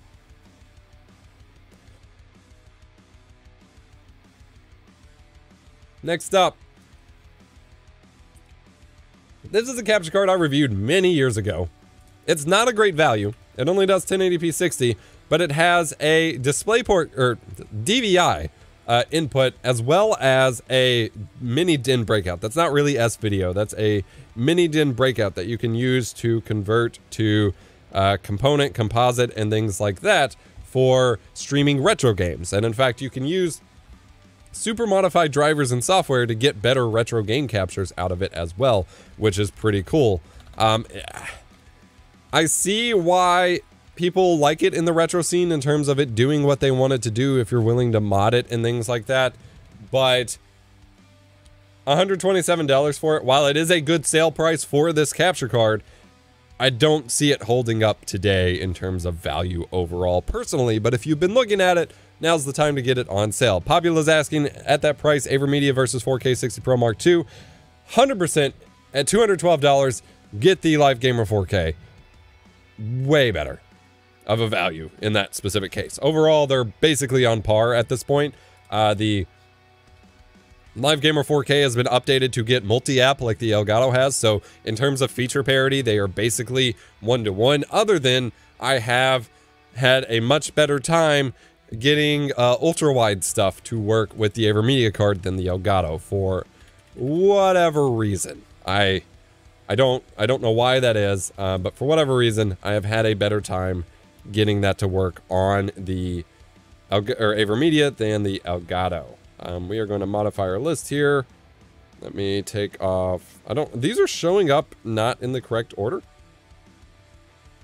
All of that being said, the Elgato 4K 60 Pro is actually on sale for a price similar to the Live Gamer 4K, but it is technically more expensive, which is the way to go. Is, you know, at a price that's very similar, you go with what's cheaper. Sorry, I'm adding one more to our list here as well.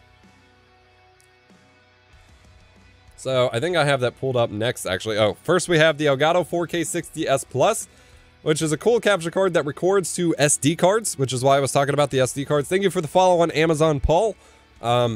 This records to SD cards, so you want a V60 or V90 for the best results. It will record in H.264 or HEVC.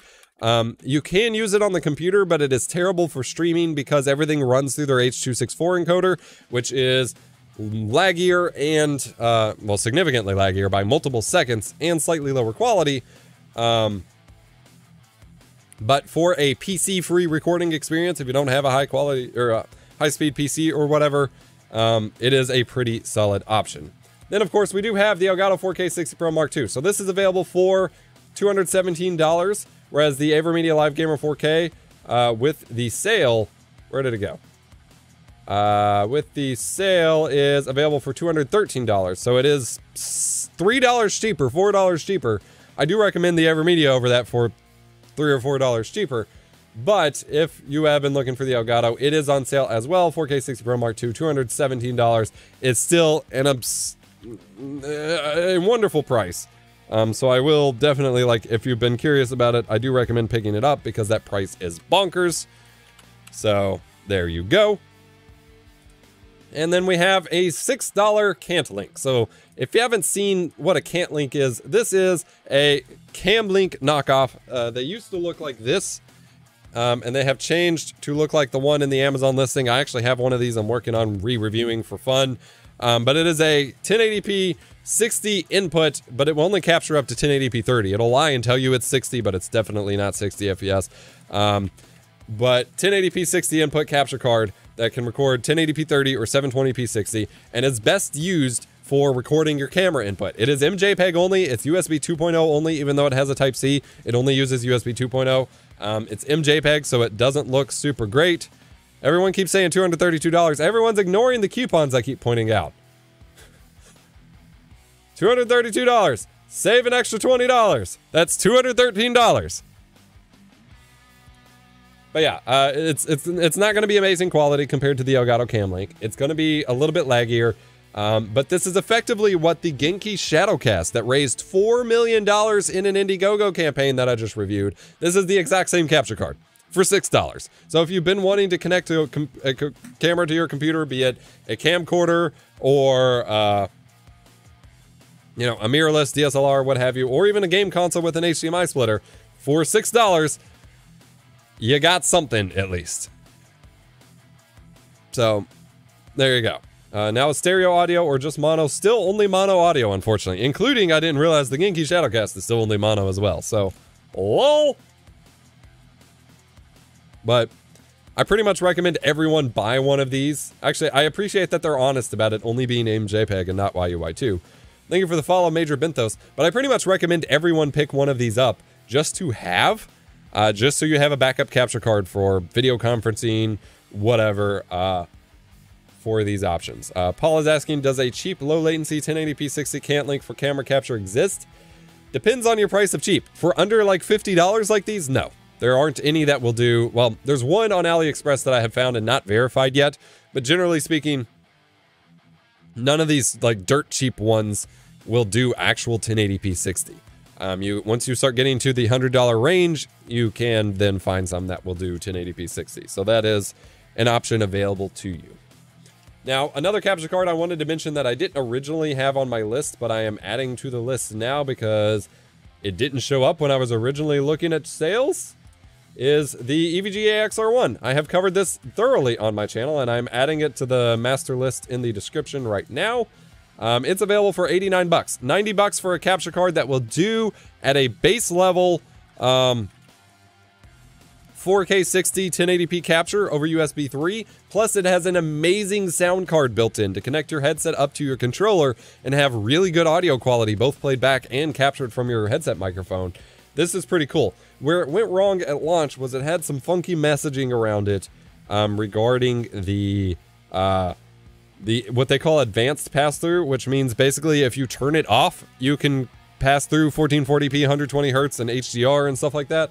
But at that point, you're not using the capture card as a capture card. So what it can actually do is 4K 60 pass-through, 1080p capture, or 1080p 60 pass-through and capture, and lower, of course, and then the headset input, which is pretty awesome.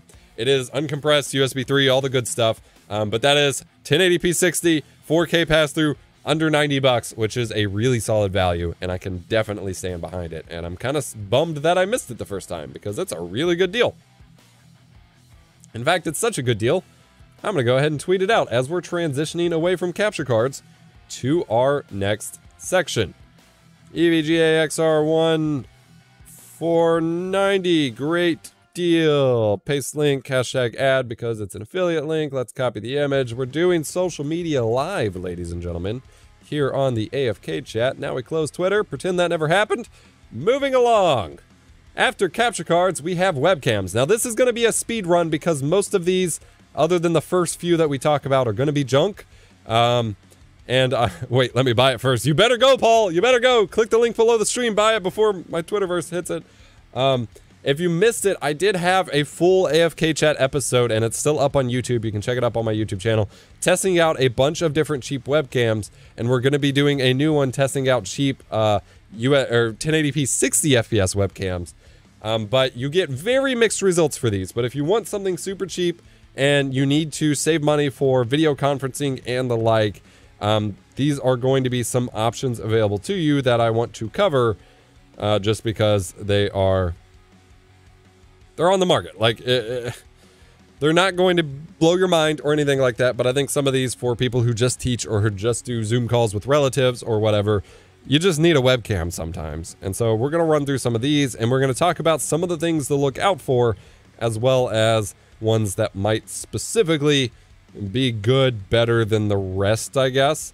And these are going to be in order of what I expect to be decent versus not. But again, I can only say so much for that. Would you recommend a 2-year-old phone rather than a sub $50 webcam? If it's not your main phone, if it's a phone that you bought separate, that you have mounted up with, you know, Epoch Cam or NDI or Droid Cam or what have you, depending on the phone, sure. 2-year-old phone could mean anything from an iPhone 11, which has an amazing camera, to a crappy $200 Android that has a terrible camera. So if the camera's good, it could probably beat out a webcam. But if the camera's bad, I'd rather just buy a webcam, honestly. You're going to get, because the phone webcam apps have variable latency and all sorts of stuff. First and foremost, before we get to webcams, I wanted to highlight this. This is the Panasonic Lumix G95. Now I have the G85 and the G7 cameras, which are very similar, that I have used and covered and recommended as streaming cameras since 2017. They have terrible autofocus, but you set it to manual focus, and they are very high quality 4K cameras that do really awesome stuff. Now this one's on sale for $700. I would honestly recommend getting a G7 or a G85 more cheaply. But if you want something that's new, this will do 4K 30, 1080p 60, and look phenomenal. And it has clean HDMI output. And so you can get like a $15, $20 dummy battery for it, and then eventually maybe upgrade the lens, but you have a really solid starter if you're looking to take that next step and upgrade quality. And I ran my YouTube channel for years on those Panasonic G7s and G85s, and I still use them in different parts of my setup as tertiary webcams, and they are great. I'm no longer featuring the products in my stack because things got complicated. Tangent, but did you see any green screens? I didn't, but honestly, I wasn't looking for them, so I don't know that that means that they weren't there. I just didn't happen to search for them. Now, moving on to actual webcams, we have the Razer Kiyo Pro, which I actually have sitting right here. This is one of my favorite webcams that has launched recently, and it's on sale for like $50 off, which is a really solid price. This is a great webcam. It can do 1080p 60, or it can do a dual exposure HDR mode, which works really well for low light scenarios or for just getting your lighting generally like smoothed out and things like that. It's uncompressed 1080p, which is really awesome. It's low latency. It's actually really high quality. The only issue I had with it was the autofocus was not good. The autofocus was really not great. And they tried releasing an update for the autofocus, and then it was bricking cameras, so they took that update away. But if you set it to manual focus, it's actually pretty sharp. And for a webcam, keep in mind the realistic expectations of what a webcam is. Actually pretty solid.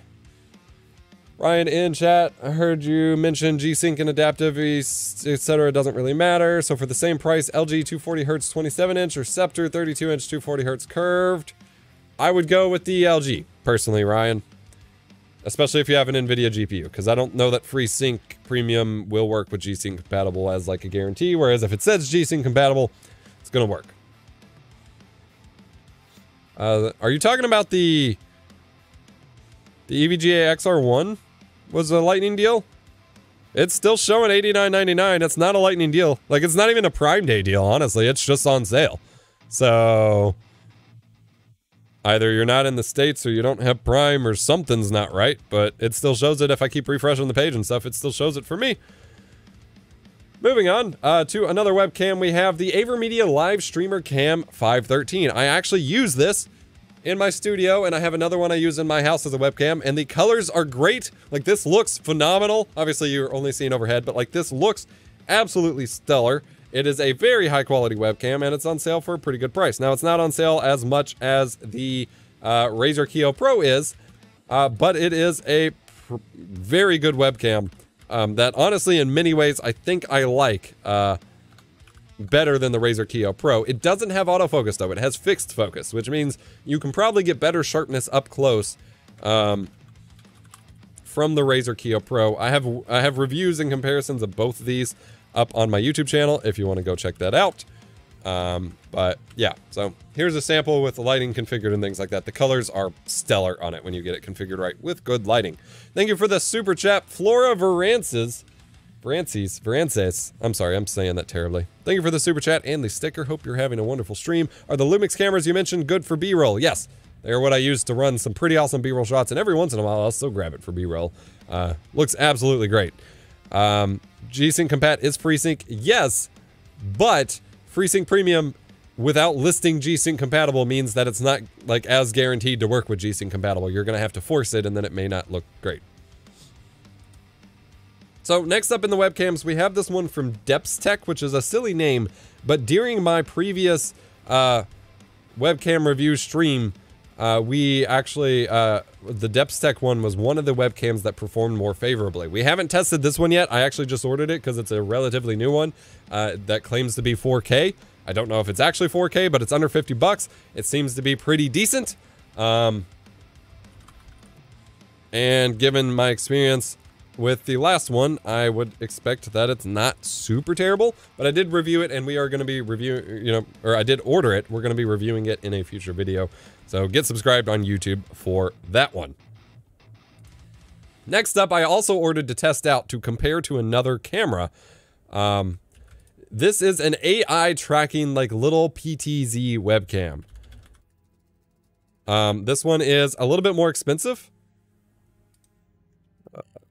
Did not generate my link properly for this one. Actually, it's not. This one's only 50 bucks. So, and actually, it's $42.99 with the coupon if you clip the coupon. This one is super cheap for what it is, which is surprising because the webcam I want to compare it to, which I also ordered but is no longer on sale, is the OBS bot, which has no affiliation with OBS itself. But is a PTZ camera that's supposed to follow you around. But this one is a fraction of the price. It's under 50 bucks. It's $42.99 if you clip the coupon. It has a ring light built in, and it literally moves the camera around to track you as you move to keep you centered and in focus and things like that, which is pretty bonkers. And given how much cheaper it is, I'm expecting the quality to not be so great, but obviously that is a very fake image. But I am very excited to try it out and see how it looks. But if you want if you've been experimenting for a use case for your stream of a camera that follows you around or something, this is definitely an interesting choice to pick up. Next up, we have a weird one. This is a $31.99, but 10% off with the coupon clipped. It's a webcam that also has speakers in it for video conferencing, which I can't imagine works very well. It better have incredible noise cancellation for that to make sense at all. But it was just such a weird novelty that I want to check it out, and possibly for someone doing video conferencing, this is the solution for you.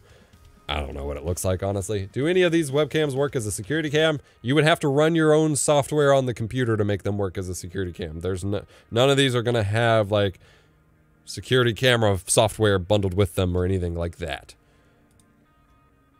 All right, next up we get to the 60 FPS webcams. These are all webcams that I have not tested.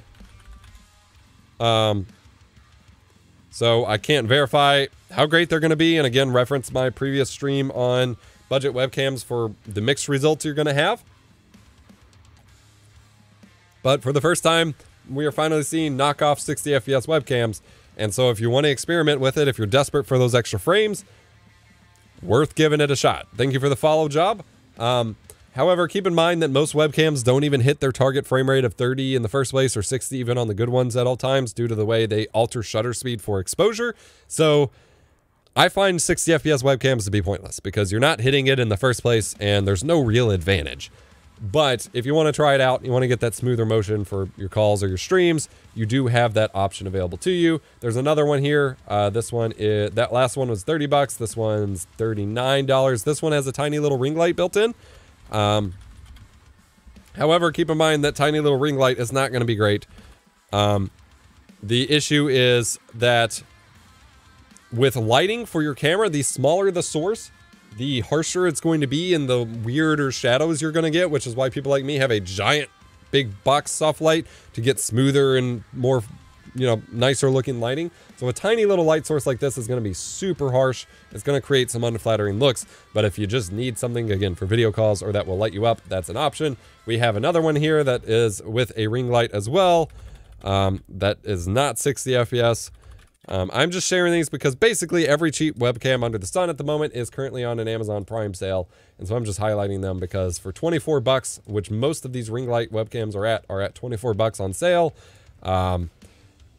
Picking one up to experiment, even if you don't like it as a main webcam, and throw it up on a side webcam for an alternate angle, for a keyboard view, for a be right back blurred out screen. Cheap webcams can unlock some serious creative potential here. Thank you for the follow, Dexter Cruz. And I'm just going to speed run through these webcams, and these are all generic 1080p webcams for $24 that include a ring light.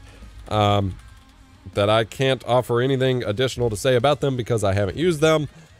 I like being completely transparent about that, but keep in mind that, you know, you're going to have hit or miss results with whether these actually look good, but like I said, they unlock some creative potential here, and the ring light on these can help, as I mentioned with the big Elgato ring light.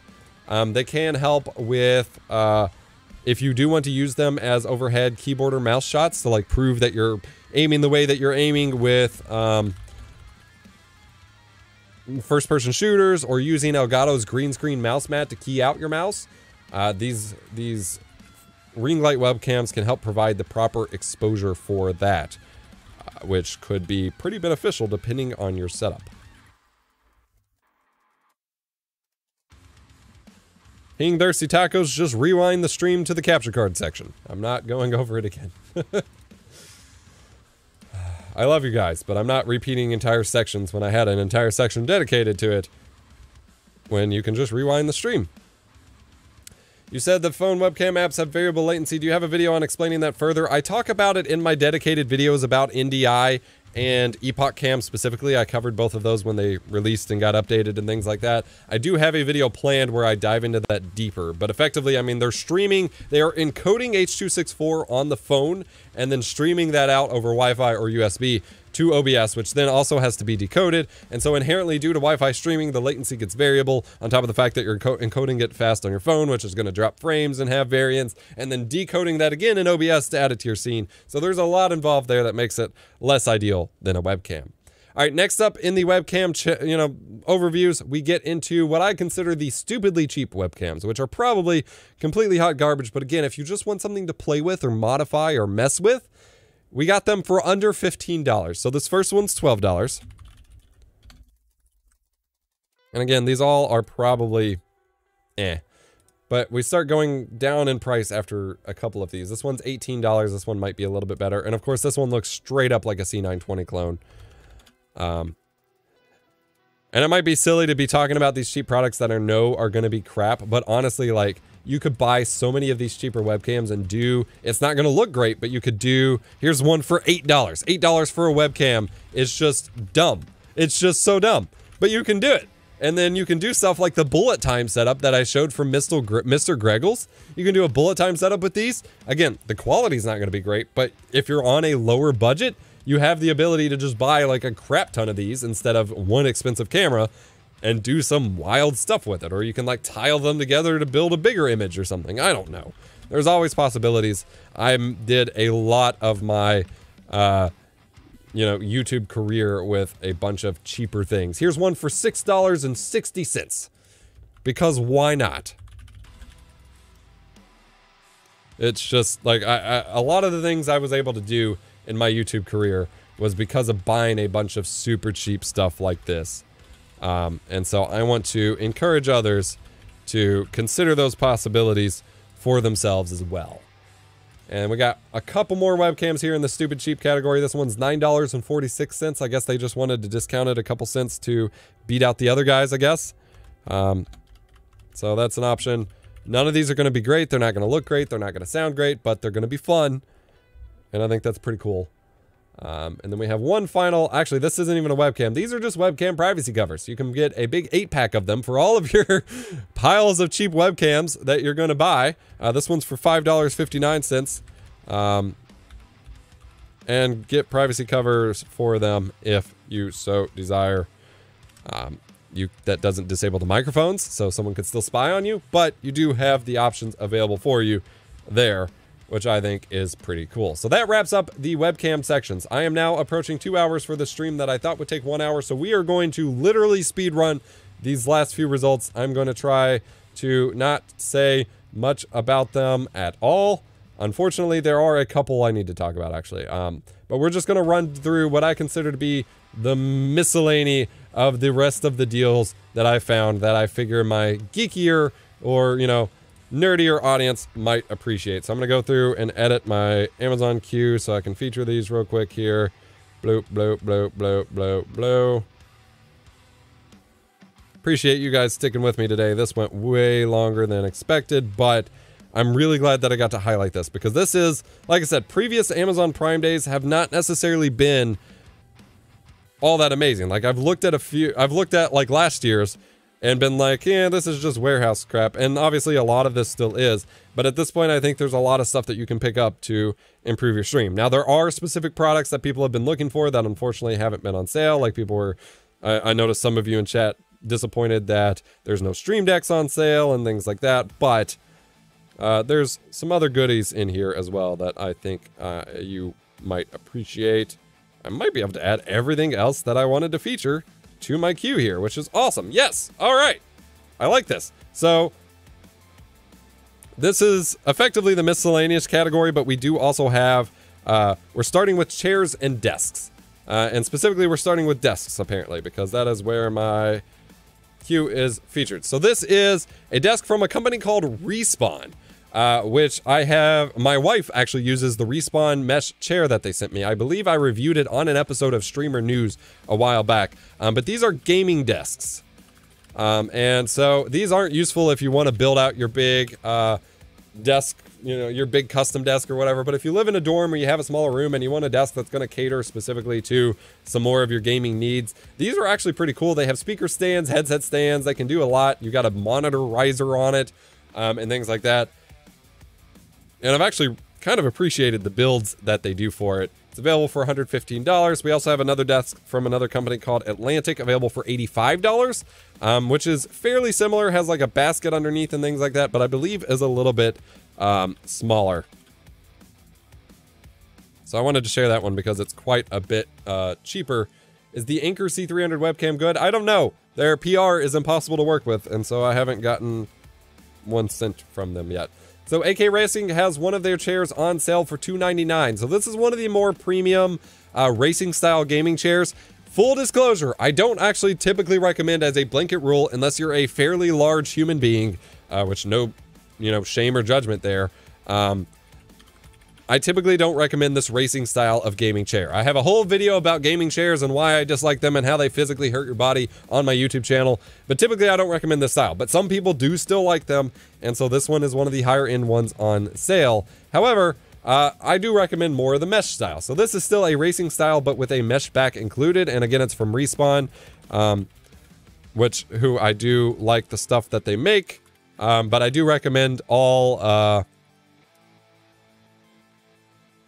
I do recommend all mesh chairs instead, which we will get to in the meantime here. So this one is not the chair that I have used, but is a chair that I definitely recommend because I have it back here. I can't pull it into frame, but if you've ever heard my chair videos or talking about the Alera Illusion chair, I got basically this exact same chair in 2016, and it is one of the most comfortable and back supporting and healthy chairs I've ever owned, including compared to the big ergo chair I'm using now. And it has lasted the past 5 years, despite how cheap it is. And I really appreciate these. And it's a mid-back chair, so if you don't have a headrest, if that's important to you, but these really support your back in ways that other chairs do not. And so this is effectively the exact same chair, just produced by another company.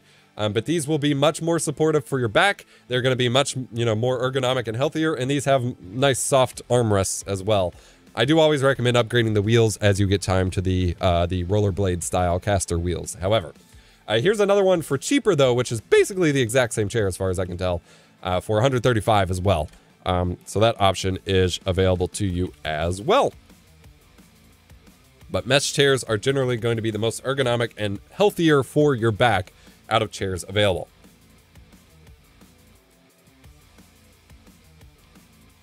All right, next up we have the Big Joe, which I have sitting in front of my big, my LG CX OLED right now as effectively a giant beanbag chair. Obviously, it's not a good desk chair for something for like super long-term streams or anything, but to sit in the floor in front of a big TV and play games with little pockets for stuff, this thing I saw at my local, I believe, Meijer, and fell in love with it. I went back throughout my shopping trip like 4 times, sitting in it and looking at it again, and finally picked it up. And so I'm gonna go grab it real quick here. Thank you for following, Kelly.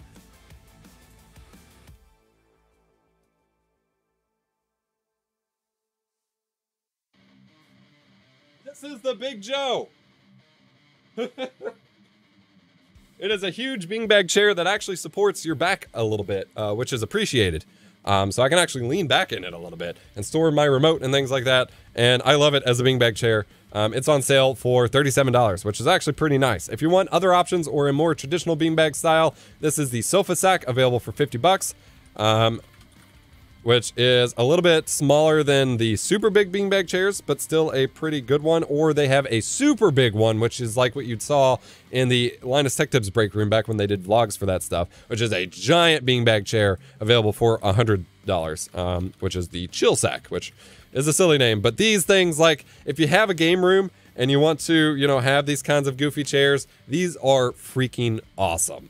In terms of briefly covering gamer peripherals, Sennheiser 599 SE open back headphones. Sennheiser make great headphones. I'm wearing the 6XX now, on sale for $98.